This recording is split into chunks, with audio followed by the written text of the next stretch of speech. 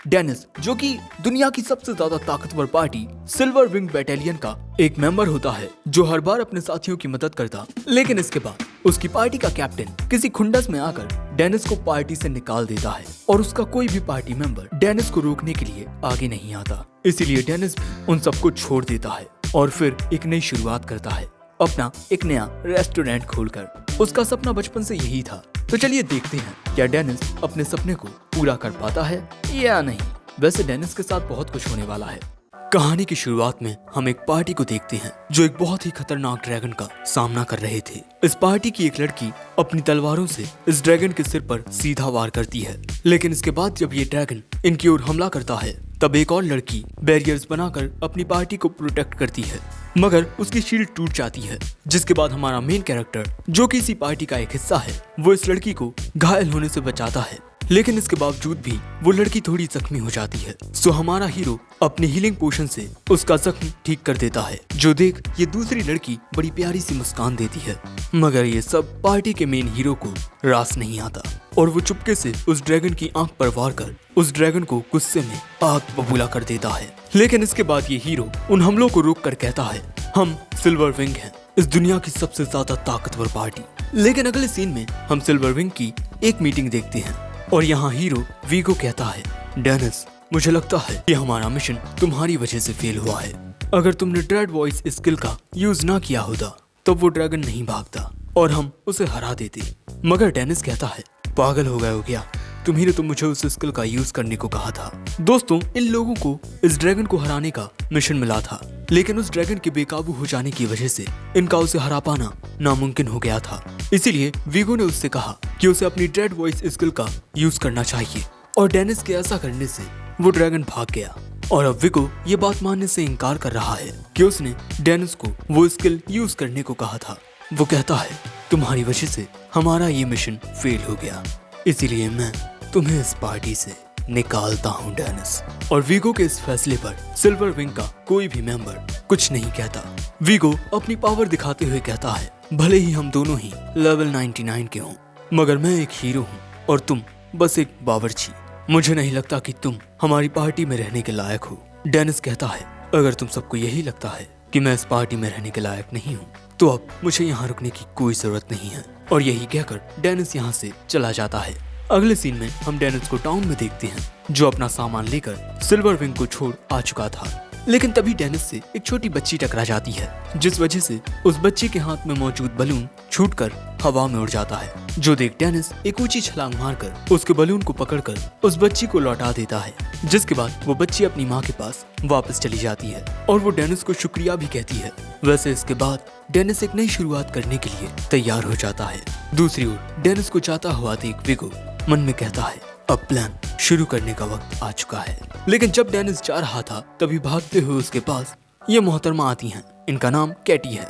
वो डेनिस से कहती है, अगर तुम हमें छोड़कर चले गए तब फिर वो जिम्मेदारियां कौन उठाएगा जो तुम संभालते थे, जैसे मेडिसिन बनाना, एल्केमी करना और सबसे ज्यादा जरूरी खाना बनाना। डेनिस कहता है, ये काम कोई भी आसानी से कर सकता है। लेकिन कैटी कहती है, पार्टी में तुम्हारे शामिल होने के बाद हमारी एबिलिटीज बहुत ज्यादा इंक्रीज हुई हैं।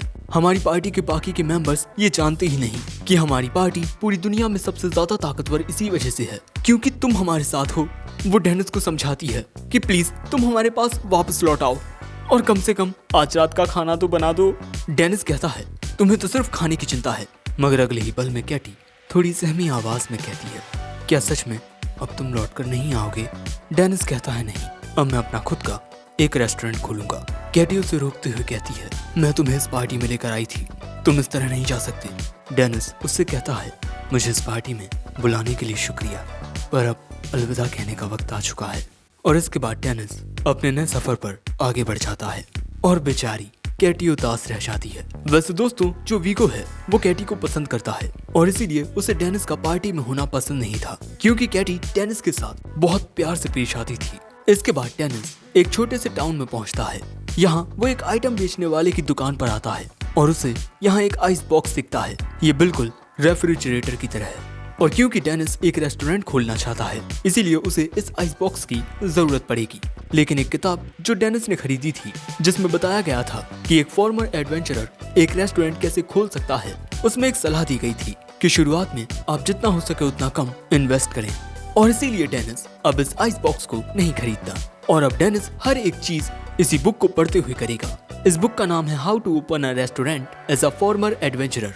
जिसके बाद डेनिस कम दाम पर एक प्रॉपर्टी खरीदता है और इसके बाद वो अपने रेस्टोरेंट के लिए अच्छे इक्विपमेंट देखने लगता है। और एक रेस्टोरेंट खोलने के लिए डेनिस बहुत ज्यादा एक्साइटेड था, लेकिन तभी वो एक लाइन पढ़ता है कि सब कुछ आपको नहीं करना चाहिए, आपके कस्टमर्स का ध्यान रखने के लिए भी आपके पास कोई होना चाहिए। और तभी उसे लोगों की एक भीड़ दिखाई देती है। यहाँ एक आदमी एक गुलाम बेच रहा था और ये लड़की पहले एक नोबल घराने से थी, लेकिन फिर बहुत सारी घटनाएं घटी और आज ये लड़की एक गुलाम बनकर रह गई है। डेनिस सोचता है कि काश वो इसकी कुछ मदद कर पाता, मगर वो दुनिया में हर किसी की मदद नहीं कर सकता। लेकिन जैसे ही वो उस लड़की की आंखों में देखता है, उसे अपना दर्दनाक बचपन याद आता है। तभी इस लड़की को खरीदने के लिए बोली लगाई जाने लगती है और ये बोली 80,000 तक पहुंच जाती है। लेकिन तभी डेनिस की आवाज आती है 1 मिलियन। अब इससे आगे आखिर कौन ही बोली लगाएगा। आ जाता है ना ये मोटा दुकानदार, बोली लगाता है 1.5 मिलियन। और डेनिस जानता था कि इस मोटे की शक्ल की तरह इसके इरादे भी अच्छे नहीं हैं। मोटा इतना ज्यादा एक्साइटेड था कि उसकी शक्ल पर साफ नजर आ रहा था। डेनिस जैसे ही परेशान होकर 2 मिलियन की बोली लगाता है, ये मोटा 3 मिलियन की लगाता है और इसके बाद इनके बीच बोली बढ़ती रहती है और आखिर में डेनिस इस लड़की को खरीद लेता है। मगर बेचारा बर्बाद हो चुका है, बिल्कुल मेरी तरह। लेकिन मैं तो पहले से बर्बाद हूँ। अब इसके बाद डेनिस इन मोहतरमा को नए कपड़े दिलाता है और यहाँ पर जो आंटी थी ना, वो इस लड़की के बालों में भी कंघी कर देती हैं। और फिर शाम हो जाती है और जब ये दोनों जा रहे थे, डेनिस देखता है कि ये लड़की उससे काफी दूर चल रही है। तुम मेरे पास रहो वरना तुम यहाँ खो सकती हो। और इसके बाद ये दोनों फिर से चलना शुरू कर देते हैं। लेकिन थोड़ी ही देर में वो लड़की देखती है कि डेनिस उसके सामने नहीं था और तभी अचानक वो एक घोड़ा गाड़ी में बाल बाल गलते हुए बचती है। लेकिन वो एक आंटी से टकरा जाती है। आंटी कहती हैं जरा देख कर चलो। और इसके बाद उस लड़की को अपने आसपास अजीबोगरीब लोग दिखाई देने लगते हैं। वो इस भीड़ में भी खुद को अकेला पाती है। मगर तभी उसके पीछे डेनिस आकर कहता है, मैंने कहा था ना मेरे पास रहना, खो गई ना तुम।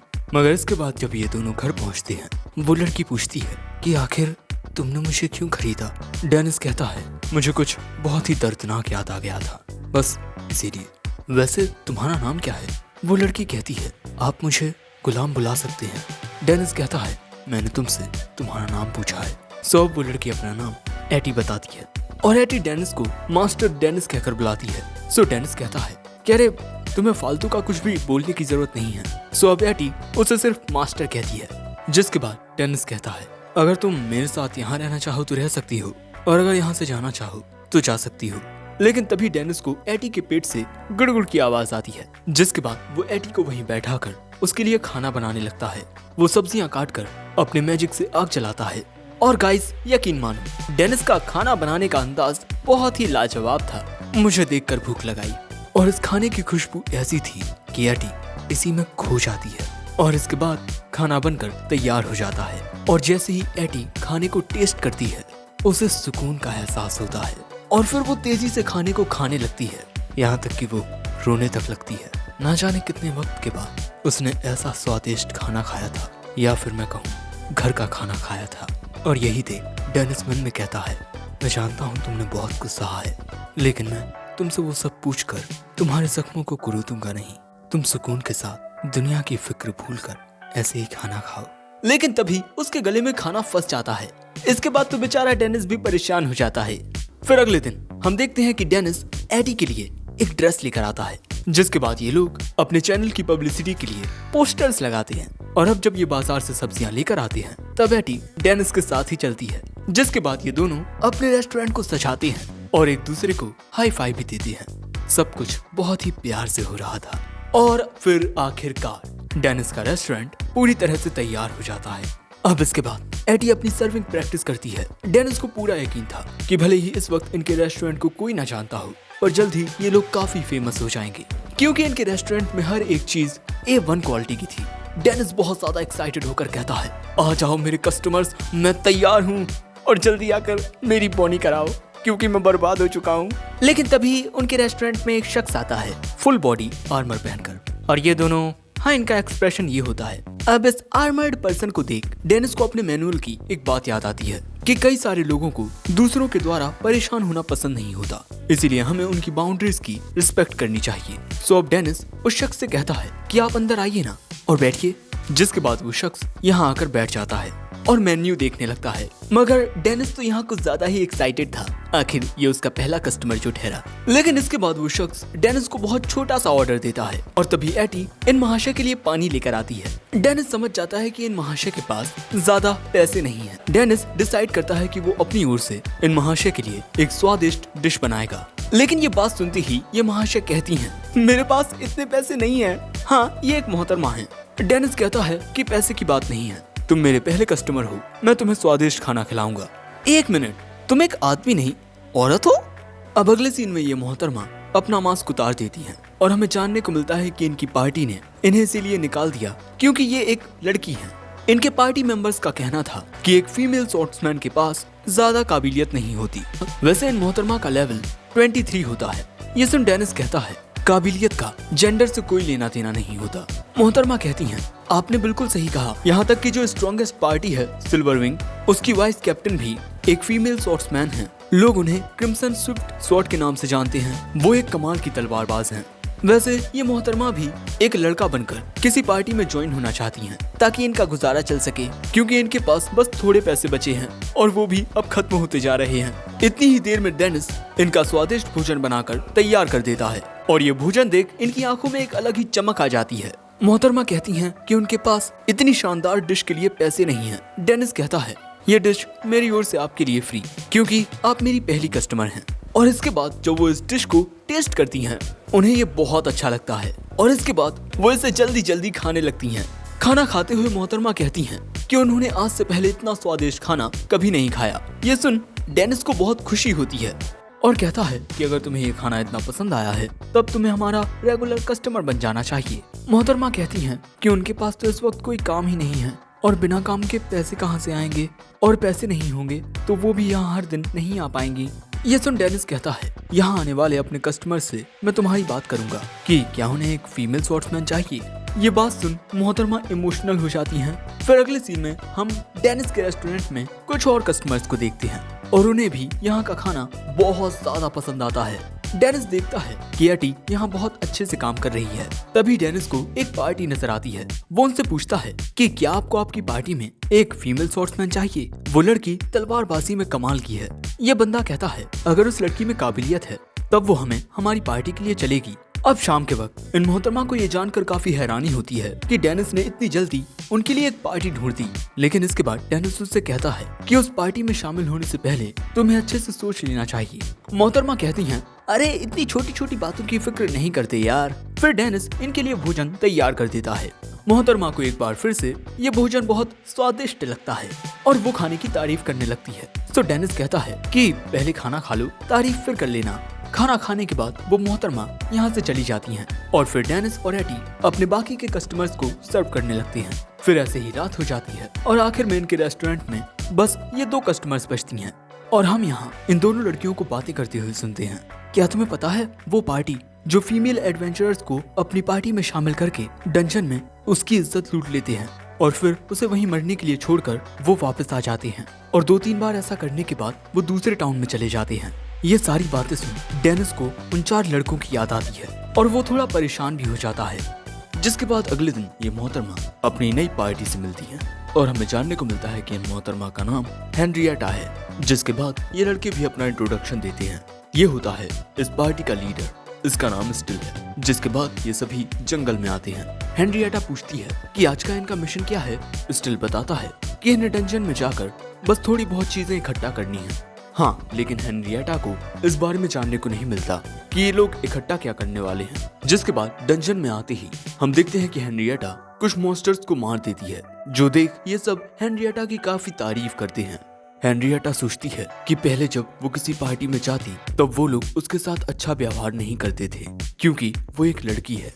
लेकिन उसे लगता है कि इस बार उसे बहुत ही अच्छे लोग मिल गए हैं। मगर क्या सच में ये लोग अच्छे हैं? फिर जैसे ही ये लोग डंजन की गहराई में जाते हैं, इनके सामने एक गोलेम आ जाता है। हेनरिएटा उस पर हमला करके उसे खत्म कर देती है और फिर इनके सामने जितने भी मॉन्स्टर्स आते हैं, हेनरिएटा उनका अकेले सामना करती है और इसी वजह से कुछ देर बाद वो थक जाती है। इसीलिए अब वो पूछती है कि अभी हम लोग और कितनी गहराई में जाने वाले हैं। स्टिल कहता है बस थोड़ा और, जिसके बाद ये सब थोड़ा और गहराई में जाते हैं। जिसके बाद स्टिल कहता है हम यहाँ पहुँच चुके हैं, ये चमकते हुए क्रिस्टल्स हैं मेमोरी क्रिस्टल, और हम इन्हें ही इकट्ठा करने आए हैं। मगर हेनरिएटा यहाँ बहुत ज्यादा थक चुकी है, इसीलिए स्टिल मार्मॉक से कहता है कि वो हेनरिएटा के ऊपर रिकवरी मैजिक कास्ट कर दे। लेकिन तभी मार्मॉक आकर हेनरिएटा को एक बिजली का झटका दे देता है, जिससे हेनरिएटा वहीं गिर पड़ती है। और इसके बाद ये बाकी सब अब उसके पास आते हैं और फिर स्टिल कहता है तुम तो वाकई बहुत ही बेवकूफ औरत हो, मगर तुम्हारी बदौलत हम यहाँ कुछ प्यारी यादें बनाएंगे, तुम्हारी इज्जत लूट कर। बारी बारी से मजे लेने के बाद हम लोग तुम्हें छोड़ देंगे, और अगर तुम्हारी किस्मत अच्छी रही तो शायद तुम्हारी जान भी बच जाए। ये सब देख हेनरिएटा सोचती है कि उसे शुरुआत से ही और चौकन्ना रहना चाहिए था, मगर इसके बाद ये लोग उसका आर्मर उतारने लगते हैं। हेनरिएटा मदद के लिए चीखती है, चिल्लाती है। स्टिल कहता है तुम्हारे चीखने चिल्लाने से यहाँ तुम्हारी मदद के लिए कोई नहीं आने वाला। वैसे तुम्हारी बॉडी काफी सेक्सी है। लेकिन तभी अचानक इन्हें कुछ आवाज आती है, और अगले ही पल में हम देखते हैं कि स्टिल पर एक हमला होता है, जिससे वो काफी दूर फेंक जाता है। यहाँ कोई मॉन्स्टर नहीं बल्कि एक मास्क पहने एक हीरो आया था। ये सब उसे देखकर घबरा जाते हैं। मार्मॉक अपनी सर्च स्किल का यूज करता है, जिससे वो जान पाए कि आखिर ये शख्स है कौन। मगर इस शख्स पर उसकी वो स्किल काम नहीं करती, यानी कि इस शख्स का लेवल इन लोगों से बहुत ज्यादा हाई है। और अगले ही पल में वो शख्स स्टिल के पीछे आ जाता है। उसके हमले को रोकने के लिए स्टिल अपनी तलवार का इस्तेमाल करता है, मगर इसके बावजूद भी वो चट्टान से जाकर टकराता है, और इसके बाद वो शख्स बाकी सबको भी पीटने लगता है।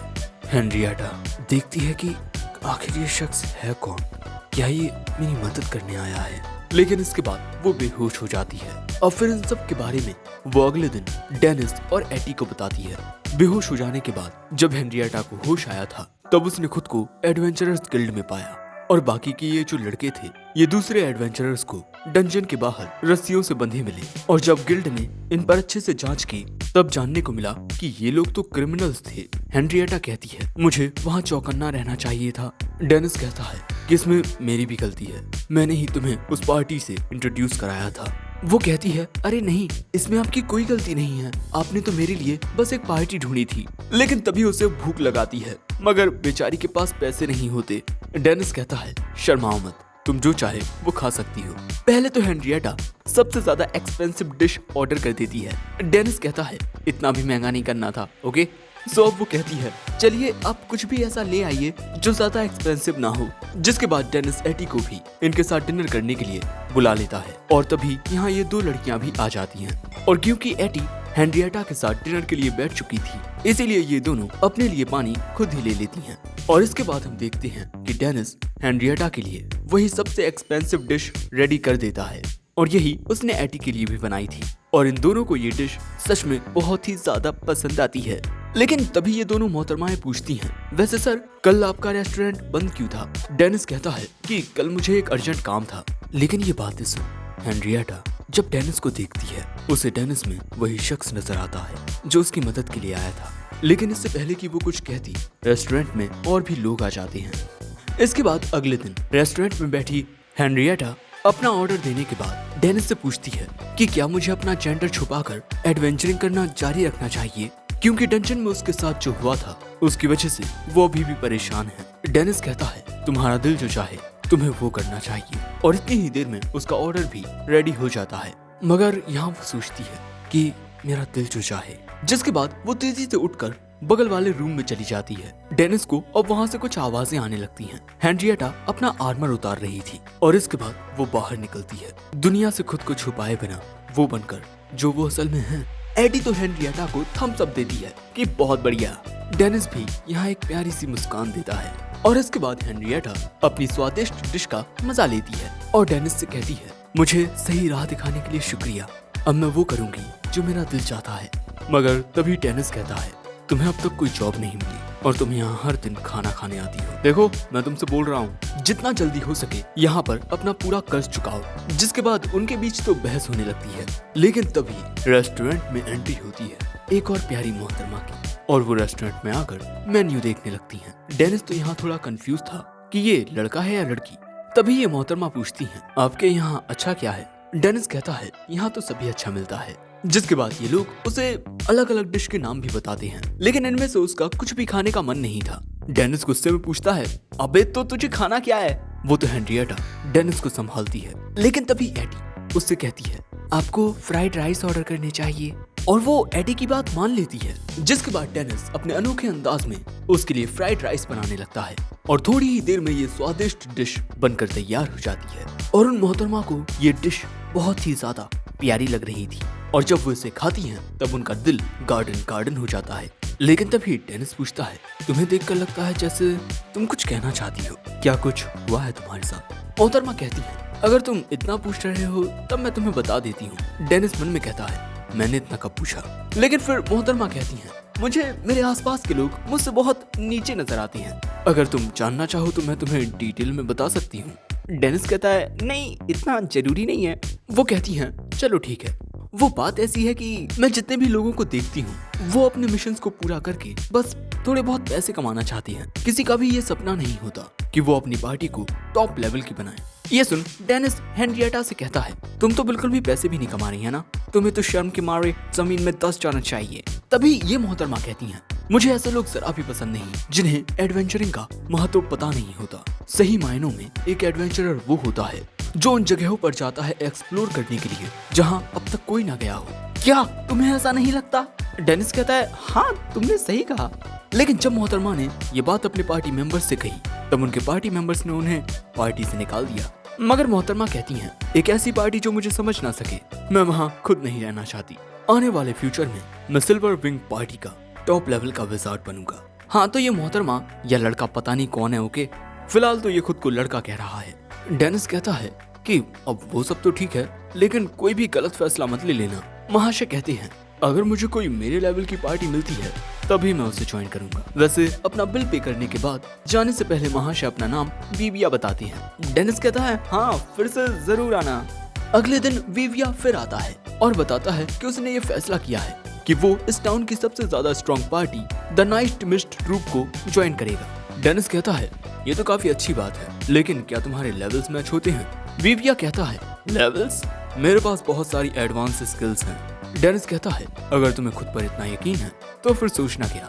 और फिर इतनी बातचीत करने के बाद विविया अपना स्वादिष्ट भोजन ग्रहण करता है और कहता है, आने वाले फ्यूचर में मैं सिल्वर विंग को भी ज्वाइन करूंगा और उसके बाद अपना एक कूल सा निकनेम रखूंगा, जैसे कि द स्टाइजियन कंज्यूरर। लेकिन बेचारे डेनिस का निकनेम तो द लेजेंडरी फ्राइड राइस था। Please guys comment #SadLife Dennis के लिए, मेरे लिए भी कर देना क्योंकि मैं भी बर्बाद हूँ।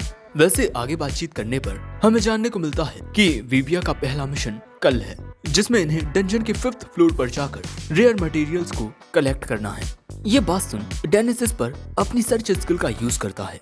विविया का लेवल 17 है और डंजन के 5th फ्लोर पर जाना इसके लिए बहुत खतरनाक हो सकता है। मगर विविया कहता है, चिंता की कोई बात नहीं है क्योंकि बाकी के पार्टी मेंबर्स मुझे सपोर्ट करेंगे। मगर तभी डेनिस हमें बताता है कि किसी का लेवल इस बात पर डिपेंड करता है कि उसकी स्किल्स की क्वालिटी कितनी ज्यादा अच्छी है और किसी का लेवल तब इंक्रीज होता है जब उनके स्किल्स की क्वालिटी वक्त के साथ एक्यूरेट होने लगती है।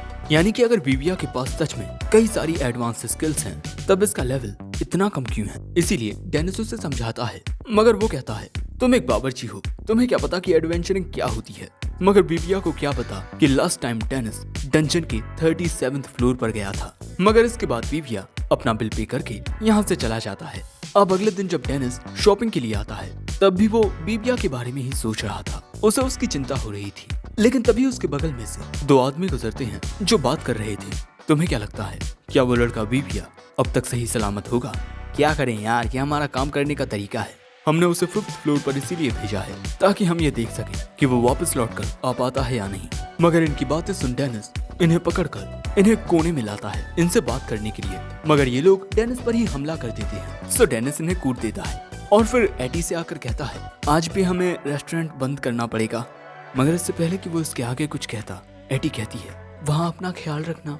डेनिस उसे हाई फाई देकर कहता है, चिंता मत करो। जिसके बाद हमें डंजन का सीन दिखाया जाता है जहाँ विविया मॉन्स्टर्स से बचकर भाग रहा था क्योंकि नाइट मिस्ट ट्रूप के पार्टी मेंबर्स उसे वहाँ छोड़कर चले गए थे, ये कहकर कि वो उसकी काबिलियत देखना चाहते हैं। और प्रेजेंट में जब वो भाग रहा था तभी वो गिर जाता है क्योंकि उसके पैर को अजीब सी बेलों ने पकड़ लिया था। इन बेलों से खुद को छुड़ाते वक्त बीबिया इतना ज्यादा घबरा जाता है कि वो रोने तक लगा था, मगर वो बेचारा यहाँ कुछ नहीं कर पाता। उसने एडवांस स्किल के बारे में जितना कुछ भी पढ़ा था वो यहाँ कुछ काम नहीं आने वाला। उसे अब बहुत डर लग रहा था क्योंकि अगर उन गॉब्लिन्स ने उसे पकड़ लिया तब वो उसे बहुत बेरहमी से मारेंगे। और जब वो परेशान हो रहा था तभी उसे कुछ आवाज आती है और जब गॉब्लिन्स यहाँ पहुँचते हैं उन्हें यहाँ कोई नहीं दिखता। हम देखते हैं कि बीबिया को किसी ने बचा लिया था। ये एक मोहतरमा होती हैं। बीबिया उनका शुक्रिया अदा करता है और फिर अपना नाम बताता है। मोहतरमा भी अपना नाम सिंथिया बताती है। मेरे पार्टी मेंबर्स मुझे यहाँ मरने के लिए छोड़कर भाग गए क्योंकि मैं इतनी होनहार नहीं हूँ, लेकिन अब हम तुम्हारी पार्टी के आने का इंतजार करते हैं, वो तुम्हें बचाने के लिए आएंगे। मगर बीबिया कहता है मैं भी बिल्कुल तुम्हारी तरह हूँ, मुझे बचाने के लिए भी कोई नहीं आने वाला। शायद से मैं किसी काम का ही नहीं हूँ, इसीलिए हर बार मुझे पार्टी से निकाल दिया जाता है। मगर सिंथिया कहती है नहीं ऐसा नहीं है। बीबिया कहता है मगर तुम तो मेरे बारे में कुछ जानती नहीं, फिर भी ऐसा बोल रही हो। लेकिन तभी बीबिया सुनता है कि गॉब्लिन्स इन्हीं की ओर आ रहे हैं, इसीलिए वो एक प्लान बनाता है। मैं इन गॉब्लिन्स के सामने जाकर इनका ध्यान भटकाऊंगा जब तक तुम यहाँ से भाग निकलना। और जब सिंथिया इसके लिए मना करती है तब बीबिया कहता है अगर वहाँ तुमने मेरी जान ना बचाई होती तब तो वैसे भी मेरी मौत होने वाली थी। और इसके बाद बीबिया याद करता है कि वो किस तरह अब तक कितना सेल्फिश रहा है। उसने दूसरों को हमेशा खुद से नीचे समझा, मगर यहाँ सिंथिया ने उसकी जान बचाई, इसीलिए अब वो भी उसकी मदद करना चाहता है। और अब जैसे ही वहाँ गॉब्लिन्स आते हैं बीबिया उनकी ओर दौड़ पड़ता है। उसे देखते ही गॉब्लिन्स उसकी ओर भाग कर आने लगते हैं। बीबिया भी घबराया हुआ था, मगर इसके बावजूद भी वो अपने पाम मैजिक का यूज करके इन गॉब्लिन्स को रोकने लगता है। मगर ऐसा बस वो कुछ पल के लिए कर पाता है। वो गॉब्लिन्स उस पर टूट पड़ते हैं, मगर अगले ही पल में कुछ होता है और वो सारे गॉब्लिन्स खत्म हो जाते हैं। उसकी मदद के लिए यहाँ पर हीरो आ चुका है और हम जानते हैं कि ये हीरो कौन है, मगर बीबिया इसे ही मॉन्स्टर समझने लगता है। इसीलिए उसे शांत करने के लिए डेनिस को अपना मास्क उतारना पड़ता है और वो उस पर गुस्सा करता है कि बेवकूफ तू इस तरह इन गॉब्लिन्स के सामने क्यों कूद गया। तो बीबिया उसे बताता है कि यहाँ एक लड़की फंसी थी जिसको बचाने के लिए मैं इन गॉब्लिन्स के सामने कूद गया। बीबिया डेनिस को लेकर उसी छोटी सी गुफा में आता है जहाँ वो सिंथिया के साथ छिपा था, मगर डेनिस को वहाँ सिर्फ एक कंकाल नजर आता है जो देख बीबिया के होश उड़ जाते हैं। जिसके बाद एडवेंचरर्स गिल्ड से हमें जानने को मिलता है कि आज से 13 साल पहले सिंथिया नाम की एक लड़की डंजन के 5th फ्लोर पर अपनी पार्टी से अलग हो गई और फिर उसके बारे में कोई जानकारी नहीं मिली। अब ये जानकर ये दोनों शाम के वक्त सिंथिया के कंकाल को दफना देते हैं और डेनिस बताता है कि जो एडवेंचरर्स डंजन में मर जाते हैं उनकी स्पिरिट्स अक्सर दूसरे एडवेंचरर्स को बचाती हैं। बीबिया यहाँ रोते हुए कहता है मुझे बचाने के लिए शुक्रिया और मैं वादा करता हूँ मैं एक ताकतवर विज़ार्ड बनूंगा और तुम्हारी तरह मुसीबत में फंसे लोगों की जान बचाऊंगा। और वहाँ से आते वक्त डेनिस कहता है मुझे तो काफी भूख लगाई है, शायद तुम भी भूखे होगे, चलो मैं तुम्हारे लिए कुछ अच्छा बनाऊंगा और इतना उदास मत हो। लेकिन तभी बीबिया को फिर से एक एहसास होता है और जब वो सिंथिया की कब्र की ओर देखता है उसे सिंथिया नजर आती है जो उसे अलविदा कह रही थी। और फिर आखिर में हमें एक क्लॉक टावर के ऊपर एक लड़की दिखती है जो शायद यहाँ से कूदने वाली थी और वो सिर्फ एक बात कहती है आखिर ये सब क्यों हुआ। और अब इसके बाद हमें इसी लड़की का पास्ट दिखाया जाता है और यहाँ जब ये काम कर रही थी तब इसका एक सीनियर पूछता है बैचल तुम्हें ये रिपोर्ट्स फिक्स करने में और कितना वक्त लगेगा। ये लड़की कहती है प्लीज मुझे माफ कर दीजिए। उसका सीनियर उसके सिर पर ये रिपोर्ट्स मारते हुए कहता है तुम्हें जल्द से जल्द ये काम पूरा करना होगा। अब इसके बाद हम देखते हैं कि काफी रात हो गई है लेकिन बैचल अभी भी अपने काम में लगी हुई है। बैचल को इसी तरह हर दिन बहुत ज्यादा काम करना पड़ता है। वो देर रात तक काम करती है और सुबह 3 बजे उठ जाती है और अब तो बेचारी को बहुत भूख भी लगाई है। और इसी तरह ये मोहतरमा डेनिस के रेस्टोरेंट तक आती हैं और वो देखती हैं कि ये रेस्टोरेंट बस बंद होने वाला है, जिससे वो काफी उदास हो जाती है। मगर तभी उसके सामने कोई आता है और फिर हम देखते हैं कि एटी रेस्टोरेंट में बैचल को लेकर आती है। डेनिस समझ जाता है कि एटी इस लड़की को यहाँ खाना खिलाना चाहती है, इसीलिए वो उन्हें अंदर आने को कहता है। जिसके बाद एटी बैचल के लिए मेन्यू लेकर आती है, जिसके बाद battle daily special dish order करती है। मगर इसके बाद बैचल बिल्कुल चुपचाप बैठ जाती है। मगर यहाँ का एटमॉस्फेयर उसे बहुत अच्छा लगता है। यहाँ के कस्टमर्स आपस में कितना घुल मिल कर बात कर रहे हैं और इसीलिए बैचल के जहन में एक ख्याल आता है कि शायद उसे भी ऐसे ही किसी रेस्टोरेंट में हर दिन आना चाहिए। जिसके बाद बैचल का ऑर्डर तैयार हो जाता है। डेनिस कहता है खाना शुरू करो। और जब बेचल इस डिश को टेस्ट करती है, इसका दिल भी गार्डन गार्डन हो जाता है। ये देख हेनरिएटा कहती है, सिर्फ एक डिश से इतना शौक मत हो, यहाँ हर एक चीज बहुत ही डिलीशियस मिलती है। और इसके बाद हेनरिएटा विविया को ये भी बताती है कि वो इस रेस्टोरेंट की पहली कस्टमर थी। डेनिस कहता है हाँ, और इसने अब तक अपना उधार नहीं चुकाया। जिसके बाद यहाँ इनके बीच बहस होने लगती है और इसी प्यारी सी बहस को देख बेचल हंसने लगती है। मगर अगले ही पल में ये सब देखते हैं कि बेचल की आंखों से आंसू गिर रहे हैं। वो अपने आंसू रोकने की कोशिश करती है मगर कर नहीं पाती। ये रेस्टोरेंट और यहाँ के लोग इन्हें देख वो सोचती है कि क्या इस दुनिया में इतनी अच्छी जगह भी है। दोस्तों, बेचल ने यह हंसना खेलना झगड़ना बहुत लंबे वक्त के बाद देखा है, क्योंकि उसका हर दिन बहुत परेशानियों भरा होता और कई बार तो उसे ये ख्याल तक आता कि उसे अपनी जान ले लेनी चाहिए। दोस्तों, बचपन में बेचल मैजिक का यूज करने में कमाल की थी। सभी लोग उसकी काफी तारीफ भी किया करते थे। और फिर जब वो बड़ी हो जाती है तब वक्त आता है अपने परिवार और गांव वालों को अलविदा कहने का। और इसके बाद जब वो शहर आती है तब यहाँ उसकी काबिलियत को देख एक मोहतरमा उसे एक फैकल्टी ज्वाइन करने का न्योता देती है। और इसके लिए वो मान भी जाती है, क्योंकि ऐसा करके वो काफी तेजी से ज्यादा पैसे कमाकर वो उन पैसों को अपने गांव वालों तक पहुंचा सकती है। वहीं प्रेजेंट में बेचल अपना पूरा खाना खत्म नहीं करती और यहाँ से चली जाती है। तभी विविया बताता है कि ये लड़की भी नाइट मिस ट्रूप पार्टी की एक मेंबर है, लेकिन विविया इसे जानता नहीं है। उसने बस उसे एक बार देखा था। अब यहाँ हेनरिएटा और विविया दोनों कहते हैं, बॉस क्या आप उसकी मदद के लिए कुछ कर सकते हैं? मगर डेनिस कहता है, मैं बस एक बावर्ची हूँ जो लोगों को खाना खिला सकता है और कुछ नहीं।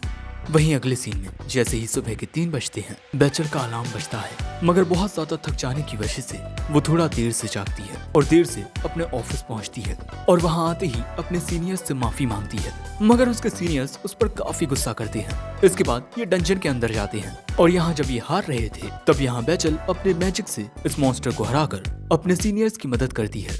मगर ना जाने क्यों उसके सीनियर उसी पर नाराज होते हैं। और इसके बाद शाम के वक्त हम बेचल को देखते हैं जो बहुत उदास थी, क्योंकि उसके सीनियर्स ने उस पर यह इल्जाम लगाया कि उसे बीच में कूदकर मदद करने की कोई जरूरत नहीं थी। क्या तुम हम सबको ये दिखाना चाहती थी कि तुम हम सबसे बेहतर हो?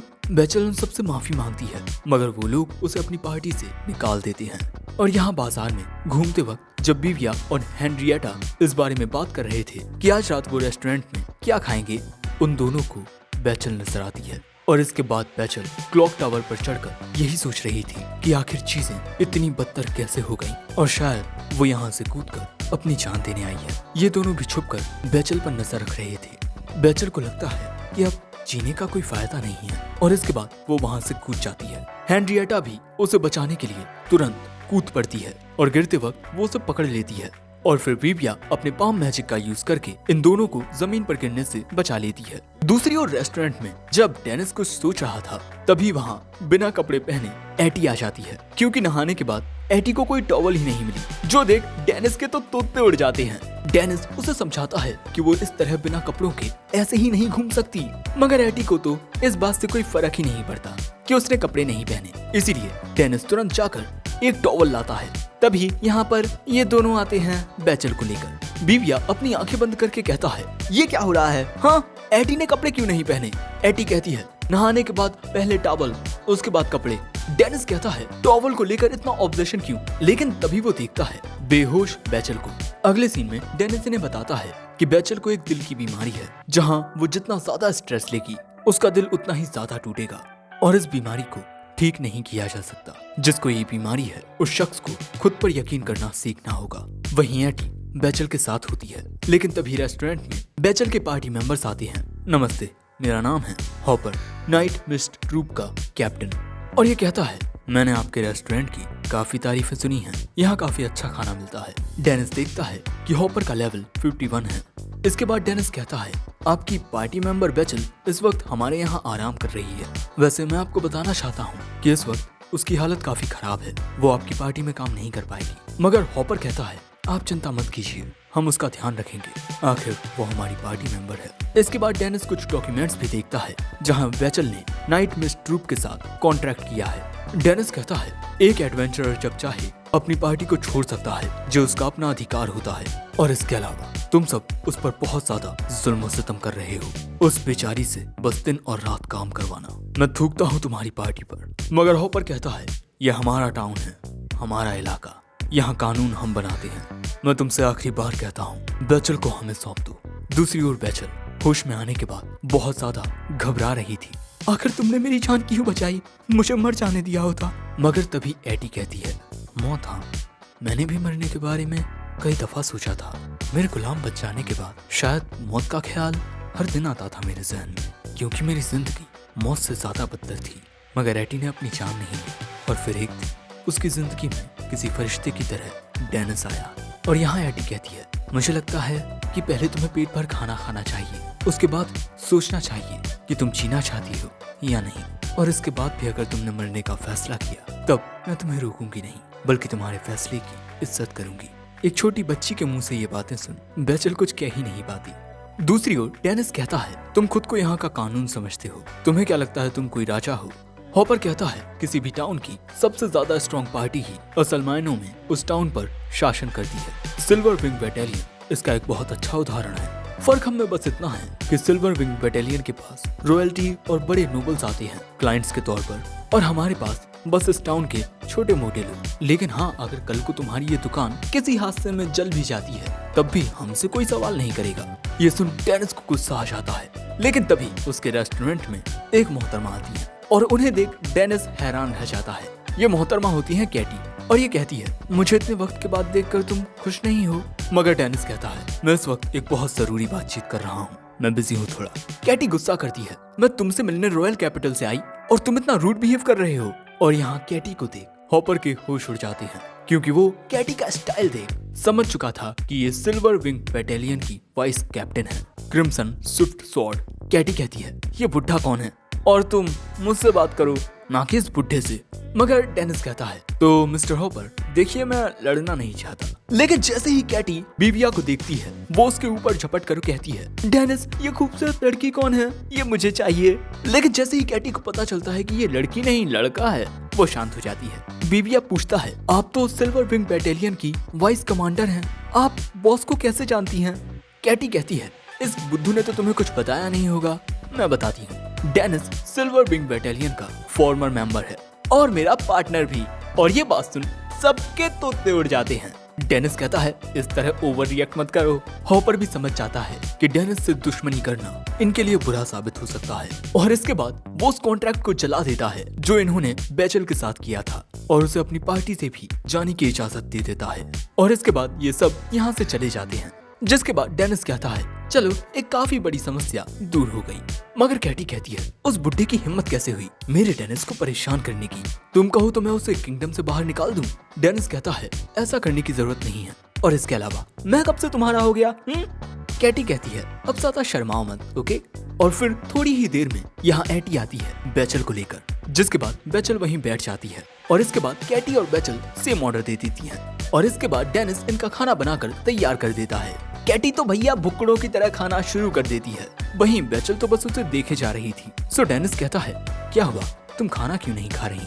और इसके बाद जब ये खाने को खाती है तब फिर से इनका दिल गार्डन गार्डन हो जाता है, और बैचल को इतने प्यार से खाना खाता देख कैटी भी थोड़ा मुस्कुराती है, और यहाँ पर एटी भी खुश होती है। सब कुछ अच्छा चल रहा था। वैसे मैं तुम्हें बता दूं कि अगले पार्ट में डेनिस एक अजीबोगरीब मिस्ट्री सॉल्व करने वाला है, जो कि एटी से रिलेटेड होने वाली है, मगर वो ऐसा अकेले नहीं कर पाएगा। लेकिन आगे जो भी होगा देखने में बहुत मजा आएगा। नेक्स्ट पार्ट के लिए चैनल को सब्सक्राइब कर दो और वीडियो को लाइक, और मैं मिलता हूँ तुमसे जल्द ही एक नए वीडियो में। तब तक के लिए सायोनारा।